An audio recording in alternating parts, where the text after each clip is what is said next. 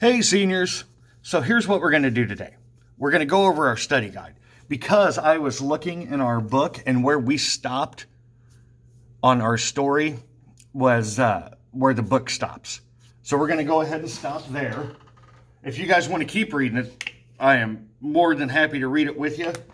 I am also more than encouraging you guys to finish it if you're interested in it, to see what happens to Achilles and Agamemnon. I would just read the Iliad in general if I were you, because you're going to have to end up reading it in college anyway, so you might as well get a head start on it. But let's go over our study guide, which is going to be awkward and it's going to be weird because it's just me basically talking to myself. But we'll give it a shot anyway. So, our first question is, what is a muse and what is its purpose in literature? Well, since you guys weren't here, we didn't get to have like an in-depth conversation on mythology and stuff and what it is and what the purpose of each thing is. So I'm just going to tell you this. A muse is an inspiration for epic poetry. Muses inspired people like Homer to write these things. But it's more than that too. Whenever you get into actual Greek mythology really in depth, you also learn that a muse is a goddess who speaks to the gods through humans. I misspelled a word, imagine that. I caught it, so I get the candy. Okay, now let's get into the questions about the story. Well, sorry.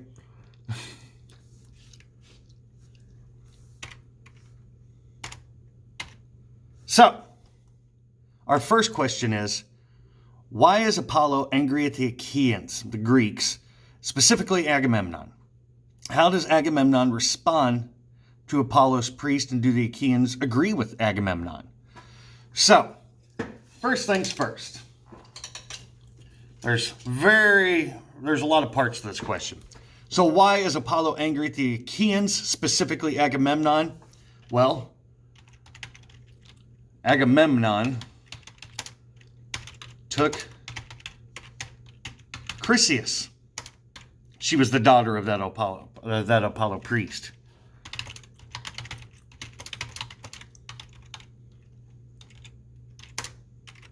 I'm spelling all kinds of stuff wrong. It's hard. I'm trying to keep this thing on my desk and type around it.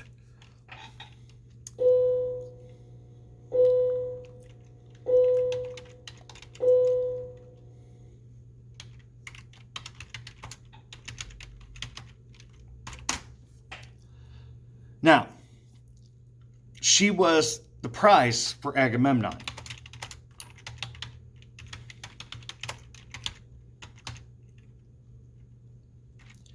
Now, when the priest wants his daughter back, like who wouldn't, how does Agamemnon respond? Well, in typical Agamemnon fashion, now that we've learned a bunch about him, he chastises, well, we'll put his name.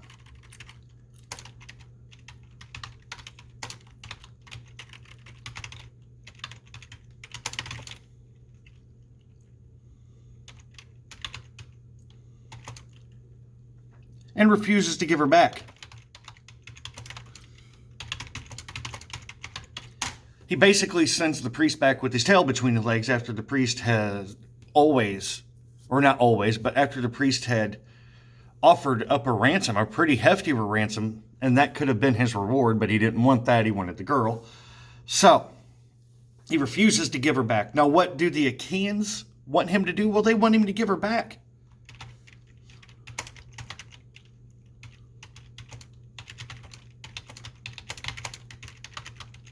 Because, I mean, they're going through a plague because of his selfishness. Now, on to number 3. Let me scroll this up a little bit so you can see it. There we go. Get the whole thing in there. Oh, that's awkward. That's a little better. Okay. What does Apollo do to the Achaeans for 9 days? Well, he places a plague on them through the symbolic arrows.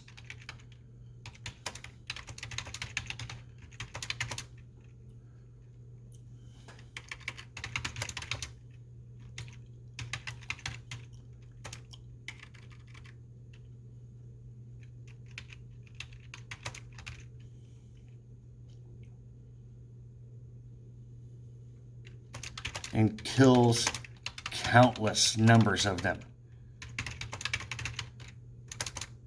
Remember how they said they were burning the bodies for days?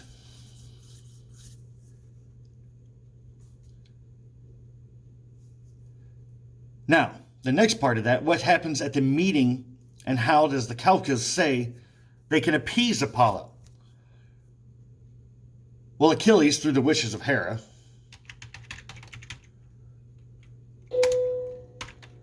bell's ringing.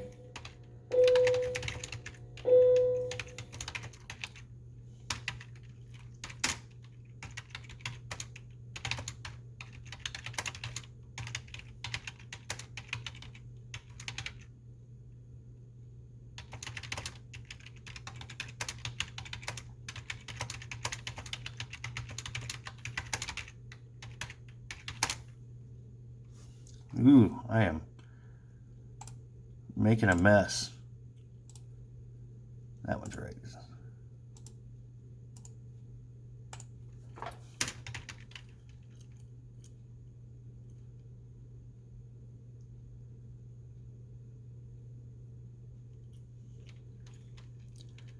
Where was I?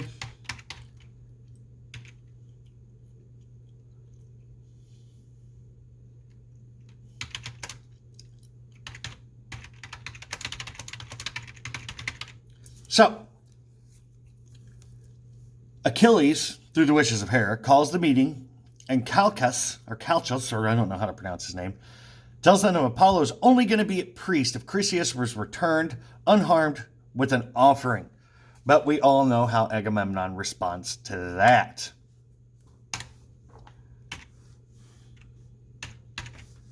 Now, number 4 is asking us, why does Agamemnon refuse to give Chryseis back? And this is where we discuss his ego and his pride. Because he has got tons of it. So he says he cannot be the only warrior. Well, and you know what? Let's put warrior in quotes. Because he's not really a warrior. He's just a guy giving orders.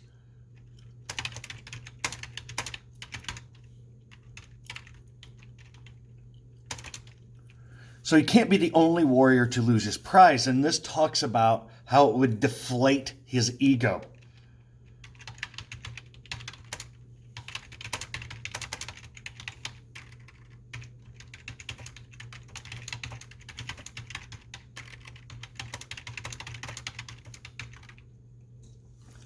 So, I mean, Achilles even offers him.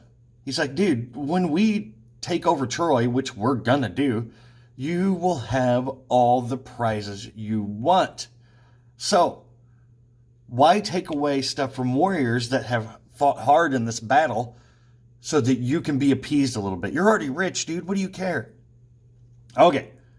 Number 5. The ensuing argument between Achilles and Agamemnon. We'll talk about what that's like.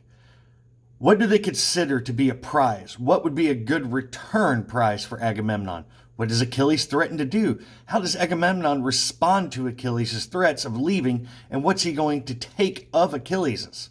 That needs an apostrophe right there. And once again, think of hubris. This excessive pride where you just can't admit fault or wrong. So, there's a temperamental argument between the two men. I mean, Achilles is going to kill him. But he's saying that to them, the women are the prize. And without that, he feels like he's achieved nothing. So, Achilles is like, whatever, I'm leaving. I'll kill you and I'll no longer fight for you. But the gods asked me not to kill you, so I'm just going to leave. And Agamemnon's basically like, fine, then leave.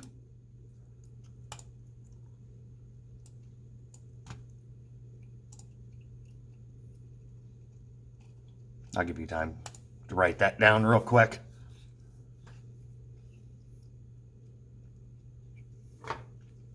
Okay, you can rewind if you need to. Now, this is when Achilles starts to get a little bit even more angry at Agamemnon. So, what does Achilles mean when he says, "You are a staggering drunk with dog's eyes, your fawn's heart. Never once did you arm with the troops and go to battle or risk an ambush packed with Achilles' picked men." So, what's he telling him right there? Basically, it's this. Achilles is calling him a coward.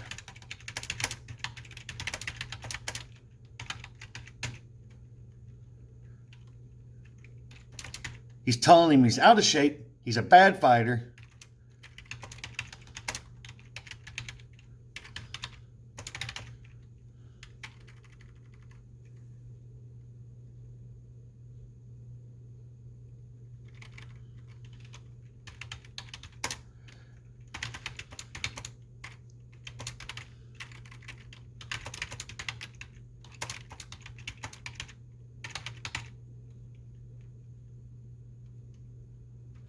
And he just sat and watched while his men fought for him.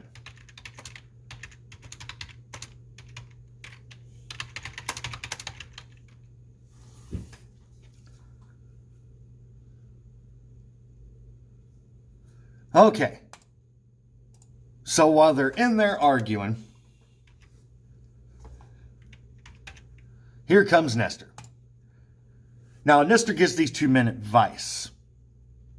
And he gives reasons for why he's giving this advice. Like, he's not just some normal dude. He's telling them something. So, he's basically telling them to stop fighting. It makes us look bad in the eyes of the Trojan.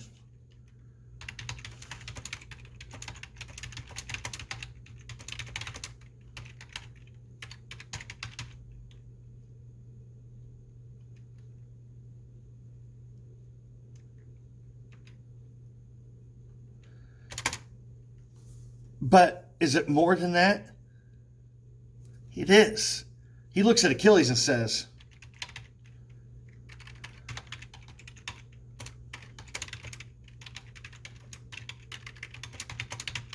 "Is no match for a king."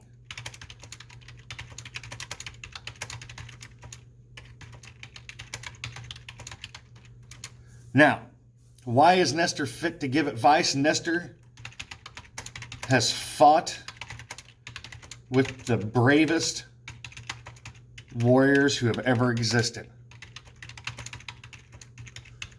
And they all took his advice.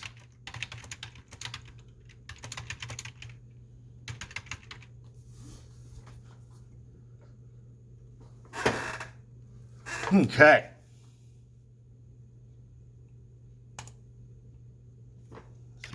We don't need that much room. Now, who's the girl or that girl that Achilles will never do battle for? And what does this mean? First of all, he won't ever fight his own men over his girl, Briseis.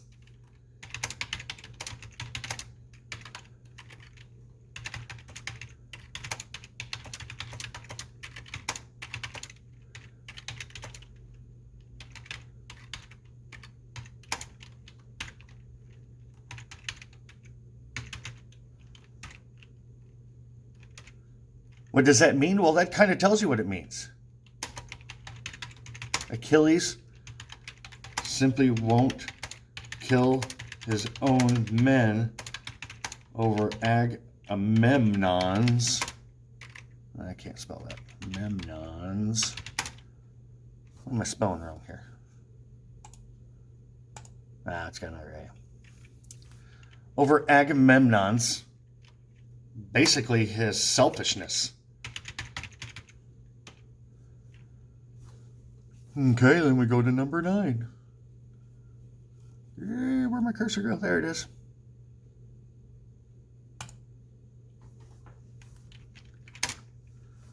All right. So, who does Agamemnon send his 2 servants for? How does Achilles respond? Is this surprising? Now, note how Achilles' emotion in both the way he calls for his mother, Thetis, and then speaks to her, what's it like?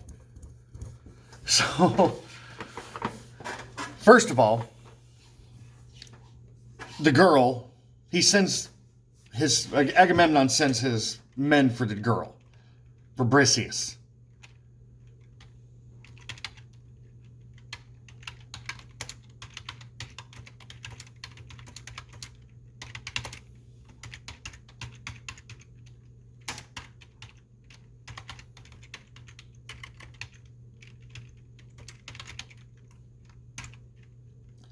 And how does Agamemnon respond? Or not Agamemnon, how does Achilles respond? Achilles basically says,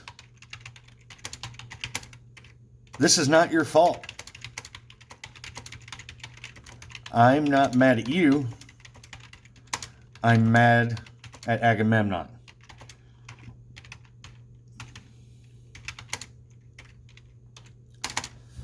Now, then we get to the part where he asks his mother for help. So, whenever he's down, he's crying on the beach. He's very sad that his girl has been taken. What is the conversation between Achilles and his mother like? Well, basically, he cries to her and tells her to please beg Zeus for help.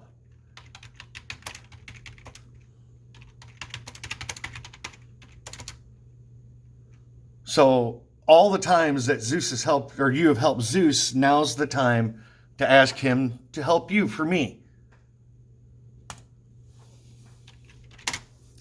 All right, number 10.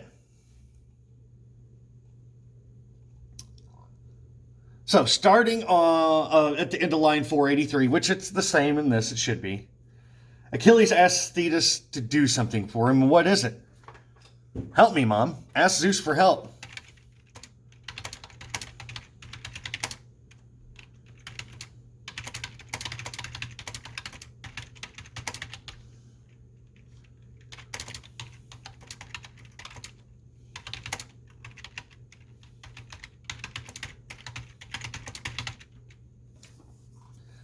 Ask him to make Agamemnon return her.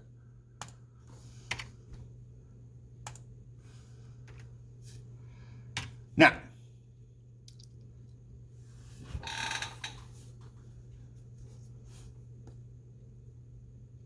oh, wait a minute. There are more. Basically, that's where we got to stop and read some more. So let's stop there, and I'll get out the story real quick, and we'll finish reading it, then we'll come back to this. So stay tuned for part 2, everybody.